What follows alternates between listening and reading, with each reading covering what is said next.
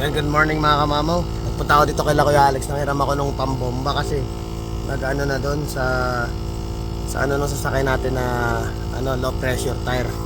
Ayan. Lahat ng mga na-try ko na yung dalawa sa harapan, binombahan ko na 29 lang yung nung hangin. So it's supposed to be 35.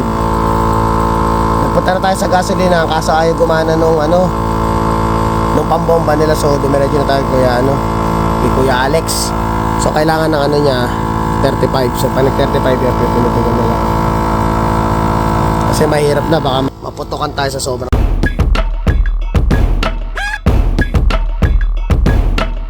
Ang lambot nung natin, ng gulong natin. So ngayon negative 20 ngayon mga kamama. Dito ako sa side ng school nung saan ako dito lang sa may Bethlehem. Dahil mag-grocery ako. So ayan, tingnan natin. 35 na siya. Yan, pwede na yan. Yung isa na lang, tapos grocery ng konti.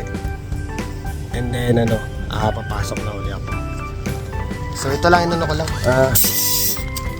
Priority ko lang kasi ayoko nung yung mga lumalabas na kung ano dun sa screen ng sasakyan natin. Baka mamaya, kung di mo papansinin, mas mapahira pa o mas mapagastos pa tayo. Buti na lang nandiyan si Kuya Alex. Meron siyang gamit na ganito na kinakabit lang sa sasakyan.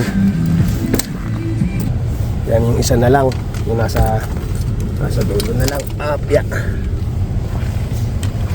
Yan, buti na lang may nahihiraman tayong ganito. Nahiya nga akong pumunta ngayon dahil nga baka mamaya inisip ko natutulog pa si Kuya Alex. Kaso nga lang, yung gasolina na pinuntahan natin, tinry ko, parang wala lumalabas na hangin. May bayad pa yun eh. Eto si Kuya, bigyan ko na ng kape. Si Kuya Alex madali mo lapitan kasi ito, kaya iba pa rin kung may tropa ka, lalo yung mga mekaniko sa mga nagpapayos ng sasakyan. Si Kuya Alex ang kadalasan tumatakbo. Ay, nakulamig.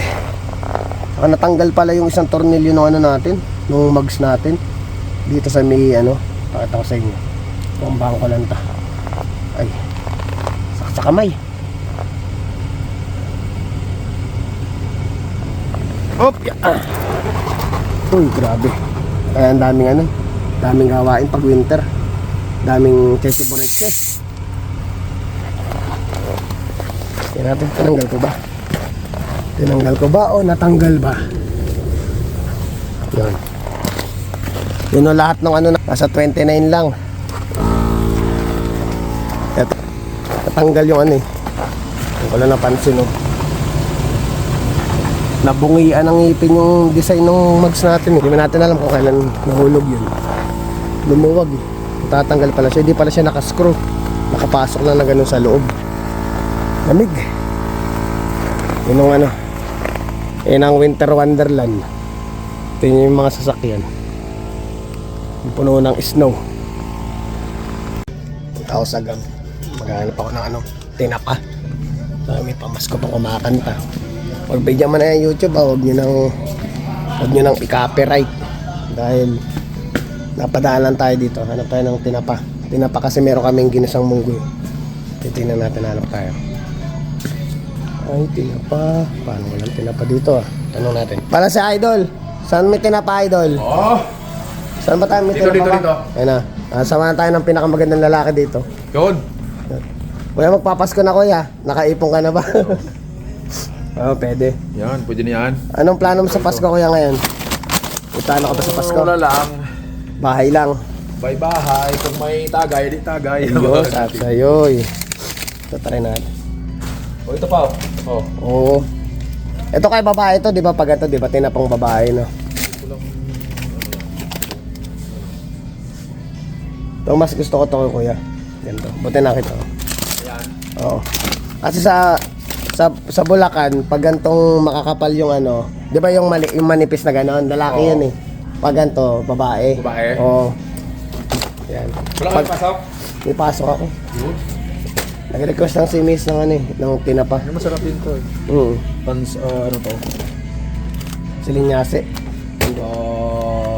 Tamban. Tamban. Tinapang tamban. Yan, so ang kinuha ko is tinapang hasa-hasa. Hasa-hasa. Okay na natin dalawa. Kasi mas maraming laman eh.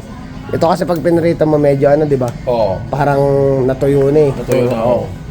Ay, shoutout muna ko yung mga kamag-anak natin sa Pinas. Sino ba? Shoutout to sa kamag-anak ko kung kilala nyo ko. Ayos, boss. Ayan, pakilala ko ya.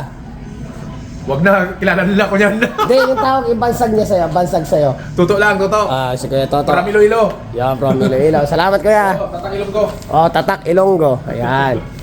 Mga tropa natin yan. Mga nakakakuha tayo ng ano. Ito pa. Pa. Bikini Abe. Ha? Bikini Abe. Bekeni. Oo, Bikini Abe. Pampanga. Oo. Sa Pampangan. Dito ako ya. Ito. Dito. Nag-vlog siya eh. I-share out mo yung ano. Shoutout mo. Yung mga mga kapangpangan natin dyan. May kene. Kabalin, may geni, abe! Dyan. Saan ka kayo sa Pampanga? Alam mo yung Pogo? Porak! Porak. Ayun. Ang naano ko lang pag Pampanga. Apalit. Yung mga Malapit lang doon. Mga makabebe. 30 minutes away, 20 minutes drive. Oo. Ano yan? Sige, salamat. Ingat ka, bro, Sip! Sige. Ayan o. Idol. Mga idol natin yan eh. Dapat yung mga yan, nag-shoutout yung mga yan. Siyempre yung kahit pa paano mga yung kaligayahan nilang simpleng bagay lang mabigay natin, di ba? Maging masaya sila sa ngayong araw na ito. Ayan, sana naman tayo Dolorama. Bibili lang ako ng pang-map namin kasi pag pinapaliguan si Jacob, yun yung pinang-map ng sahig. Kaya bili na rin tayo, nag-request si Mrs. ng marshmallow, pang hot chocolate daw niya, tsaka drinks pagkakain kami. Minsan kasi madalang lang mag soft drinks sa bahay, pero syempre pag katulad niya pag yung mga tinapa, mga napapasarap ng kain, gusto nila ganun yung pinaka parang kasama na dessert namin. So hanap tayo dito. Busy ngayon yung mga tao, lahat ng mga busy sa mga namimili. Syempre lalo yung mga nakaipon para sa mga nakaipon ng Pasko, pero syempre hindi naman para sa mga nakaipon, ang ibig sabihin para sa atin lahat yun. What I mean to say is like, mas enjoy nila yung iba napapaghandaan nila talaga pag Christmas. Katulad last year, medyo nakapaghanda tayo. Kaya medyo nakapagbigay tayo ng mga regalo sa mga inaanak natin. Nakita nyo naman sa vlog natin. Nag-ikot-ikot ako. Ikot-ikot ako, tapos namigay ako ng regalo sa mga inaanak natin. So ngayon, unahan ko na kayo mga inaanak. Pasensya na muna po. Babawi si Ninong sa mga susunod na pagkakataon. Kit naman itong crocodile. May ganito na si Jacob eh. Hindi ko nanin. So ito na pads, yung pang map, tsaka marshmallow. Tapos pag gasolina, uwi na. Luluto pa tayo ng ng tanghalian natin bago pumasok. Ito na, aagaan natin ng pasok para mas maagang umuwi. Kasi napapansin ko, the more na mas late ako umuwi, mas mahirap din kasing gumawa ng tulog, tsaka mas konti yung tulog mo, tapos mapasok ulit. The other day, puyat ka na naman, alam mo yung ganun. Malaking bagay yung pamasok ka na lang na maaga, tapos makakauwi ka na maaga, pero at the same time kahit pa paano is kompleto mo yung overtime mo. And bumili lang pang map namin kasi hindi nakapag-map si Mrs. Mahirap magpatuyo ng sahig, lalo pag si Jacob ngayon pag naliligo nagtatampisaw na, nai-enjoy niya, gusto niya naliligo siya. So pag nagtampisaw siya, basang-basa yung sahig namin, pero syempre nahaya lang namin kasi nga habang lumalaki yung bata, ini-explore niya yung sarili niya. So inahaya lang namin siyang magkulit-kulit dun sa paligiran niya. Kaya mas pag yung moment niya yun nandun siya sa point na ini-explore niya yung buhay niya habang lumalaki siya. So hinahayaan namin. So hanap lang ako ng marshmallow. Yan, nakakita na ako. Marshmallow. Itong malalaki na. Gusto daw yung sa chocolate niya. Akala mo naglilihi. Hindi naman naglilihi. Niloloko nga kami minsan. O baka masundan yan. Sabi ko, paano masusundan? Hindi naman kami magkatabi ng miss kung matulog. Wala nung pinanganak si Kwento lang naman to, kulit lang to walang halong to. Sinasabi nila, Baka masundan. Eh, paano masusundan? Hindi naman kami magkatabi ng misis ko matulog. Natatawa na nga ng misis ko minsan pag nagkakwento kami. Pero syempre parang usapang ano yun eh. Usapang parang matatanda. Di mawawala yung mga ganong bibiroin ka. Sabihin, oh, yan. Ano. Bata pa naman si misis, pero syempre sa sitwasyon namin ngayon, mas okay mag-focus na lang muna kami ano, kay Jacob. Saka hindi rin biro yung ano, hindi rin biro kung kami lang yung nakabantay. Mahirap yung adjustment period, kaya ngayon focus muna kami kasi may iba pa kaming goals sa buhay. So sakaling ang target talaga namin magkaroon kami ng sarili naming bahay. So yun, kung magkaroon ng sariling bahay kahit paano lumaki yung bata ng nasa magandang surrounding, kaya yun ang target namin. At the same time, sanang papalarin yung mga anak natin sa Pilipinas makarating din dito para makasama ko man lang. So yung taon ako 38 na, hindi naman natin alam ang buhay ng tao, di ba? Kahit pa paano gusto ko may memories akong kasama ko yung mga anak ko.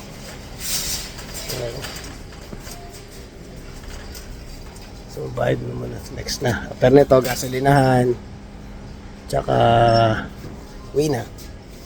Yan. Sana makaabot tayo ng 2:30. Ayan mga kamama, wala na nakano dito sa dashboard natin. Ang nakasignal kasi dyan kanina yung yung tire pressure. So yung 4x4 na yung kayo nakalagay yan kasi isinet up ko siya ng low, ng high. Ayan o, pinindot ko kasi yung low.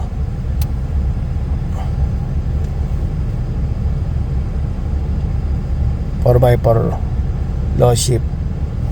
Pinindot ko siya. Pag inoto ko siya, mawawala. Eh, pag naka-auto kasi 4x4, automatic yan, naka 4x4. Pero kung gusto mo ng mas mataas, kung naka-low siya, ayan, ilolo mo. Pero kung ayan, 4x4 high, mas kasi to, mas gusto ko siya ginagamit ko siya pag yung talagang madulas na yung kalsada, inahay ko na yung 4x4 para mas makapit yung ng gulong, kumbaga mas nagtatrabaho yung gulong habang umaandar kaysa dun sa naka-automatic lang, mas maano siya, mas mararamdaman mo yung kapit nung yung kapit nung niya talaga, nung gulong niya sa kalsada. Kaya pag talagang madulas, inaano ko siya. Pero pag summer, automatic ko na lang. So ayan, so ngayon wala na tayong problema sa dashboard na na natin, kumbaga nasagot na natin yung mga dapat nating, yung mga nila, mga nagsisenyales. Kasi mahirap na rin kung hahayaan mo lang mag-iilawan yan, mahirap yun. Mamaya may masira sa sasakyan natin. So dapat maging tayo, alerto tayo palagi para ma-maintain natin na maayos yung ating mga sasakyan. Natin na nabutan, nag-swimming na pala. Nag-swimming na pala yung matabay. Hindi ko na nabutan, ang pogi. Yan, luto naman tayo ng tinapa. Pogi naman Hana. Ay, bubugnot kapal na ng buhok mga kamamaw Ay na. Chang panjanjam banjanja. Hello mga kamamaw, Merry Christmas. Ay, ako malikot na yung mga kamamaw na ko. Marami ng kalokohan na. Nag-clap your hands ka na.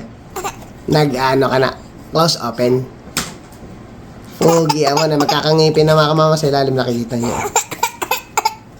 Nanginginig. Papabuhat. Yan, luto tayo muna. Pero actually meron na kahapon kami. Ayun iniinit ko na lang. Ginisang munggo. Tapos nagpainit ako ng kawali. Salang na natin yung tinapa na nabili natin. Kakain, hindi ko na uli. Mabilis lang ang araw dito mga kamama, sa totoo lang. Hindi mo siya mararamdaman na ay mamaya day up ko na naman, ganun. Mabilis ang araw dito.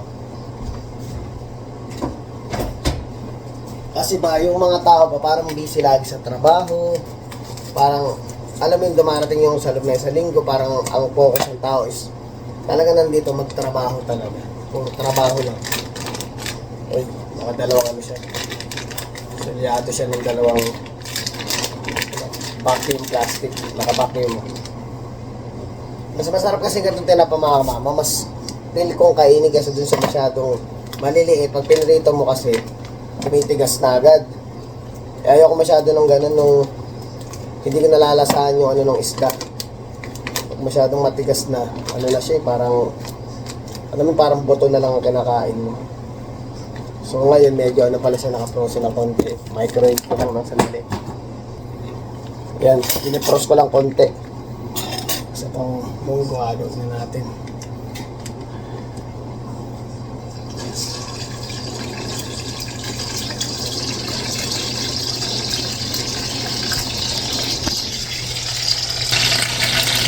Sarap!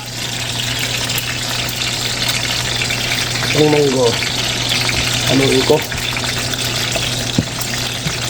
Matagal na kasi ito, kamamang yung kaldero namin na to. Wala nang dumating si Mrs. Tanggalin ko na yung takip. Kaya umusok na. Kailangan ko na lang yung apoy.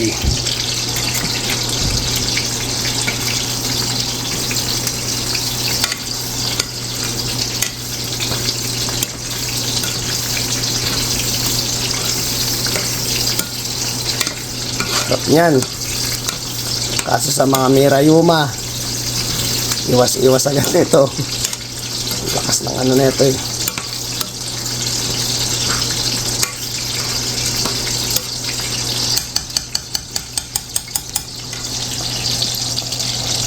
Hugasan mo na ng kamay.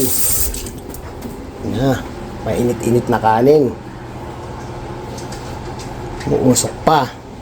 Siyempre, ano ba ang kapartner niyan? Charan! Wow! Siyempre, at may malamig na Pepsi, lalagyan tayo ng yelo. Siyempre, sa ating paboritong idol, ayan. Habang nanonood ng ating paboritong idol, pasensya na kainag, na-skip ko yung ano, na-skip ko yung ads, ayan.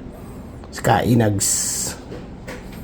Yan, since day 1 na nag-vlog tayo, nanonood tayo palagi ng Inags Vlogs. Napakagandang lalaki ng idol, oh.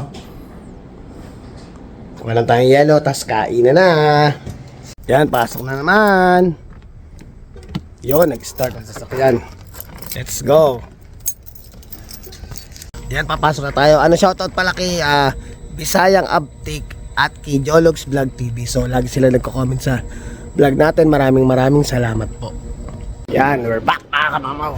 Naka-break time na tayo. Meron pa tayo 10 minutes. Kapal na ng balbas niya, mamaw. Sobra. Ganda na pa talaga ako katamad at hindi na ako nakakapag-ahit. So ayan, ngayon 2 hours na lang yung overtime kasi maaga naman natapos. So ngayong linggo 2 hours pa lang ang naging overtime natin. Pero okay lang, ibawi tayo sa next week. Hindi naman mawawala ang overtime na hindi naman palagi yan. Ang mahalaga, kung may times na ganito, ipahinga mo na lang. Para sa mga susunod na ano, hindi mauubos yan hanggang February, March yan, dire-diretso ang overtime yan. So ngayon, singit lang natin, pag-usapan na natin na experience yun na ba mga kamamaw yung pakiramdam na usual. Kadalasan pag ang kausap mo ay lasing, iyon yung mga mahihirap kausap, di ba? Iyon yung parang mga pagkausap mo, yun yung mga kausap mo na pag malasing, yung mga kausap mo na hindi nagpapatalo sa'yo. Pero mga kamama, may mga kakilala rin tayo dito. Pero syempre, na-experience ba natin na hindi ko na-experience ng madalas, pero ma-experience mo once lang, magugulat ka na grabe yung ibang tao na alam mo yung pagkausap mo, parang kahit anong usapan nyo, kapag kausap mo sila, parang lagi silang tama. Kahit mali na sila, tama pa rin sila yung mga kamamo. Maraming ganyan. Pero syempre, katulad naman natin na ano kahit paano hindi naman tayo mapangmataas na tao. Kung kaya nating i-level ba yung sarili natin, binababa na lang natin para kahit paano wala na lang pagtalunan. Yung mga bagay na yun na minsan matatawa ka na lang na parang nagkamali ka na, ikaw pa rin yung tama. So may mga ganun lang tayong senaryo na nangyayari. Kaya parang minsan dadaanin mo na lang basta ngiti, tawa, tapos padaanin mo na lang ganyan, huwag mo na lang pansinin. As long as kung ikaw ay mas mahaba ang pangunawa mo, paano mo na lang unawain mo na lang sila. Kasi may mga mamaya di natin alam, baka mamaya may mga magdadaanan sila sa buhay na hindi natin alam. Siyempre, para na lang sa ikaka peaceful o wala bang maging pag-aaway ba? Kasi syempre ang mga edad natin mga kamama medyo kakaedad na tayo. Hindi na tayo sa point na kailangan pa nating doon tayo sa point na parang kailangan mas magaling ka. Kailangan mas lamang ka. Wala na tayo sa ganong point mga kamama. Ang sa akin na lang eh. Kung sa tingin mo ganun ka, di go ka. Hindi kita kukontrahin sa ganun. As long as hindi mo inaapakan yung pagkatao ko, hindi tayo magsasalita. Pero po, usapang ikaw yung magaling palagi sa mga ganyan ba, kumbaga pa sa kwentuhan mga ikaw lagi mas ibigay mo na sa kanila. Baka sakaling yung pagbibigay mo ng chance na yun sa kanila na maging sila yung magaling sa kwentuhan, baka doon sila nakakapag-release ng energy nila, doon sila nakakapagbuo ng good vibes sila, nabubuo nila yung araw nila ng gano'n. Pagbigyan nyo na lang mga kamamang. Siyempre hindi naman tayo, kumbaga ba sabi nga, hindi naman natin ikakayaman ang pagiging mas sa lahat ng mga tao. So yun mga kamamo, yung matututunan nating aral, lalo na pag kayo ay nagkakaedad na. Siyempre number 1, pagod ka na, di ba? Ba't papansinin mo pa? So isave mo yung energy mo sa mga bagay na alam mong papakinabangan mo kaysa sa mga bagay na wala ka namang mapapala. So yun lang ang ating payong kamamaw today. Yan mga kamamaw, uwi na. Ay, yung salamin ng kukuskusin ko pa yan. Pero dito muna tayo sa loob ng sasakyan at pain muna tayo ng konti ng ating katawan. Napakalamig. Tapos na. So ngayon medyo tahimik ang trabaho ngayon, pero sabi baka next week mag-busy uli. Tapos yung susunod na week is medyo mag-slow down kasi nga mag-Christmas. So kaya magiging busy next week. Yung from mga delivery ng next week bago mag-Christmas is gagawin na next week.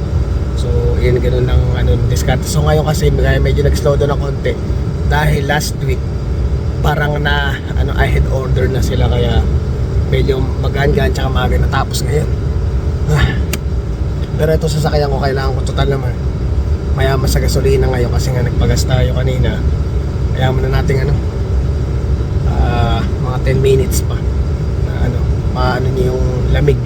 Kasi ngayon ang temperatura ngayon mga kamamaw ay nakita mo yung battery yung battery niya medyo malabo pa nga yung dito sa video kitang kita, pero pag dito ko sa actual medyo di mo kita yung number. Negative 20 po, feels like mga negative 40 mga kamamaw, as in malamig. Nakita nyo naman yung yung na salamin natin. Tingnan natin windshield. Yung windshield yung babala. Ayun.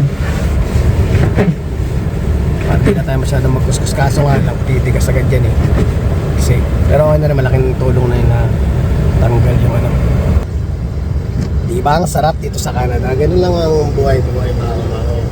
Kailangan mo lang din bigyan ng konting twist yung buhay mo dito sa Canada, dahil mas masarap pa rin talaga sa Pilipinas. Mas masarap talaga mga. Dahil sila ngayon, masasabi natin every time na tumatawag din ako kila Hermes, kila AirPods, ramdam ko, pag tumatawag ako, ramdam ko sa kanila yung sa paligid pa na Pasko na talaga. So minsan pa nagkukwento kami nila AirPods, sabi nga pakita na, dahil last time na umuwi ako, isa kasi tuloy pa natin konting kwento. Last time kasi na umuwi ako was like magsi 6 years ago na. So ganun kabilis. Para sa akin yung 6 years na nangyaring yun parang is like mga 2 o 3 taon pa lang yun. Pero mga kamamo, ganun na siya katagal. 6 na siya. Parang 6 years na ang naganap. Sa February parang 6 years na, sa next year 6 years na ako hindi umuwi.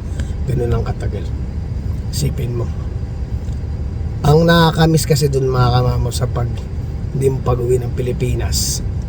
Ngayon nakikita nyo kasi kay kamama parang si kamama parang chill lang, parang hindi masyadong nalulungkot, parang ganun mga kamamo. Kasi ako mga kamamo, honestly parang nakakalakihan ko din kasi mga kamamo. Syempre nasanay din ako mula nung nagtrabaho tayo, nalayo din kasi tayo sa mga magulang natin Talaga nasanay tayong mabuhay na mag-isa. Pero syempre, ang masakit lang kasi ngayon sa akin mga kamao is may mga anak tayo sa Pilipinas na hindi na natin nakita or nakasama o nakita silang lumaki kasama natin. So yun lang ang parang sa akin is kumbaga by regret. Yun yung mga bagay na hindi natin kahit kailan mababawi pa yung mga ganung pagkakataon. Pero syempre, sabi nga nila is may kanya-kanya tayo set up ng buhay. So wag tayong masyadong mapaghanap o yung mga bagay na meron tayo o wala tayo. Pero syempre ang point ko, nagpapasalamat ako kasi nga yun na rin kasi ang way ng Panginoon sa atin na hindi po ako paladasal, pero ang ano lang talaga kasi usual kasi nagpapasalamat ako lagi sa taas dahil sa taas po siya talaga yung nag-guide sa akin ba't nakarating ako dito. So yun ang inaano ko na lagi, iniisip ko na lang, kumbaga ba, hindi lahat ng bagay is makukuha mo. May mga kapalit talaga yan, which is kumbaga ba yung mga consequences or mga bagay na parang maisa sa alang-alang mo. Pag may mga bagay ka nakuha katulad dito, nakarating tayo dito, yun yung parang sabihin natin yun yung parang mawawala sa akin sa part ng buhay ko na lalaki yung mga anak natin, yung mga anak ko sa Pilipinas, nang hindi ko sila nakasama. Kasi nung umalis ako dati, mag 11 years na kami dito sa April. Nung umalis kami ng April is ano na yung anak ko, 13 years old na yung bunso. Isipin mo, parang nasa 2 years old pa lang siya nung umalis ako, or wala patang 2 years old. Parang alam ko ang bunso ko is 12 ano, kasi 19 na siya 2012. O tama, 12 years old pa lang yung bunso ko. So diba, isipin mo, isang taon pa lang mahigit yung bunso ko nung umalis ako sa Pilipinas. Isipin mo yung panahon na yun, nung ilang taon na. Parang yung bilang nung taon na doon dito ako, yun yung bilang ng taon na hindi ko talaga nakasama ng gusto yung mga anak ko. Ayan, shoutout doon sa anak ko, kay Julian tsaka kay Nathan.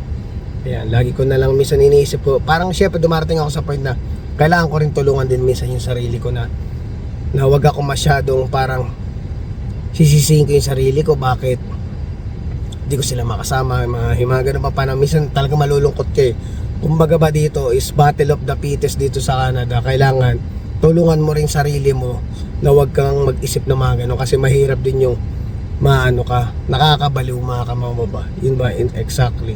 So pag mga ganun senaryo, nakakaramdam ka ng ganun, isipin mo na lang may dahilan yun bakit ganun ang nangyayari. So bandang huli naman, pag nagkita-kita kayo ng mga anak mo, balang araw naman yan darating ang point, magkakaroon kayo ng way, magkakaroon ng way yung Panginoon na magkakapagkwentuhan kayo na ganito yung nangyayari sa buhay natin, bakit magkakalayo tayo. Syempre di mo maiwasan, minsan magtatampo yan di mo maano na magtatampo na, pero alam ko balang araw ka ako maintindihan ng mga anak ko bakit magkakalayo kami ngayon. So ayun mga kamama, magdadrive na ako at medyo napaano ng konti yung kwentuhan natin. So part ng buhay natin yan. So talagang ano lang talaga, nagkataon lang tayo na ito yung ito yung naibigay sa akin naibigay sa akin ng tadhana, which is nagpapasalamat ako sa Panginoon dahil hindi niya tayo pinapabayaan palagi. So maraming salamat mga kamama. Please don't forget to like, share, subscribe and hit the notification bell for more updates of my video. See you mga kamama.